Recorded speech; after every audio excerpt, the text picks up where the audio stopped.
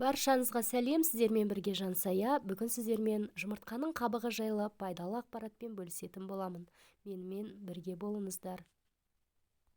Жұмыртқаның қабығын қоқыс шелегіне тастамаңыз. Әрбір әйел 30 жастан кейін өзіне күтім жасауды бастамаса, жас ерекшелігіне қарай теріде босап салбырай бастайды.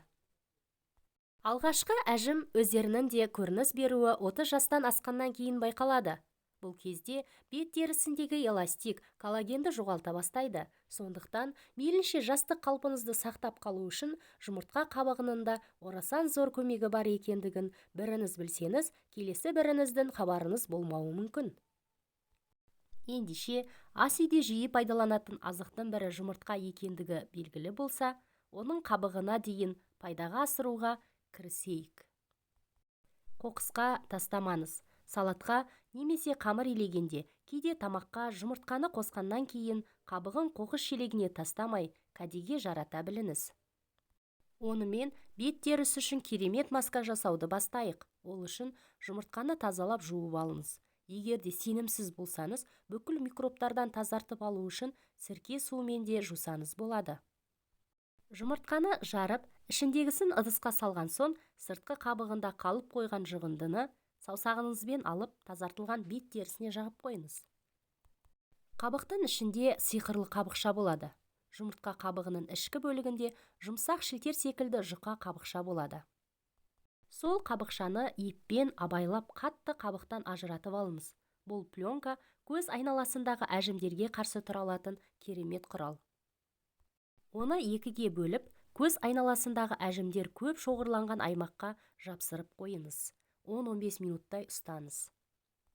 Пленканы жапсырған кезде мимикаға жол жоқ, күлмеңіз.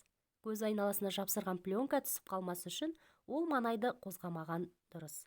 Сөйлеуге болады. Ендігі кезек сыртқы қабығында. Қатты қабықты тазалап жуып сақтап құрғату үшін майлықтың үстіне жайып қойыңыз. Әбден кепкенін күтіңіз. Ол үшін 2-3 күн күтсеңіз тіпті жақсы. Кепкен қабықты алып ұнтақтаймыз. Блендермен немесе дәкені 2-3 қабат етіп қабықты орап алған соң, сыртынан балғамен ұрып ұнтақтаңыз. Кәдімгі ұн секілді болып түйіршік қалмайтындай ұнтақтағаныңыз жөн. Себебі масканы бетіңізге жағу кезінде қатты қабықтың бетіңізді жырып, теріге зақым келтіріп алмасы үшін содан кейін бетіңіздегі ақуызды жуып тастайсыз. Бетіңіз құрғағанша маска дайындап алатын уақыт бар. Ол үшін бір ас қасық кез келген айранға немесе йогуртта жарайды. Бір шай қасық ұнтақталған жұмыртқаны қабығын салып, араластырып алыңыз. Соңынан бетіңізге масканы щеткамен жағып шығыңыз. Қолмен жағуға болмайды және уқалаудың, массаждың қажеті жоқ. Жай ғана масканы жағып шығыңыз да 15 минуттай масканың кепкенін күтіңіз. Кепкенін байқау үшін саусағыңызбен бетіңізді ұстап көріңіз. Содан соң бірден жуып тастамай, беттегі масканы қолмен сылып алып тастайсыз. Артынан қалған қалдықтарын жылы сумен жуып тастайсыз. Егер бетіңіздің терісі майлы болса, ештеңе жағудың қажеті жоқ.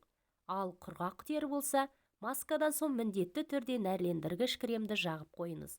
Бетіңіз сергіп, жанарып қалғанын байқайсыз.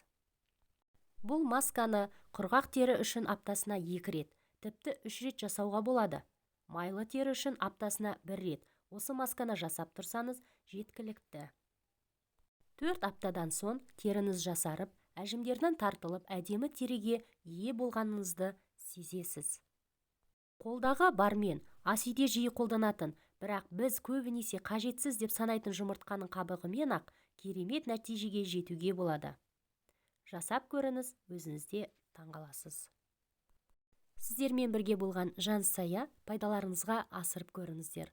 Видео ұнаса соңына дейін қарап, комментарий қалдырып, лайк басып, тіркеліп, қоңыраушаны басуды ұмытпаңыздар. Келесі кездескенше сау саламатта болыңыздар.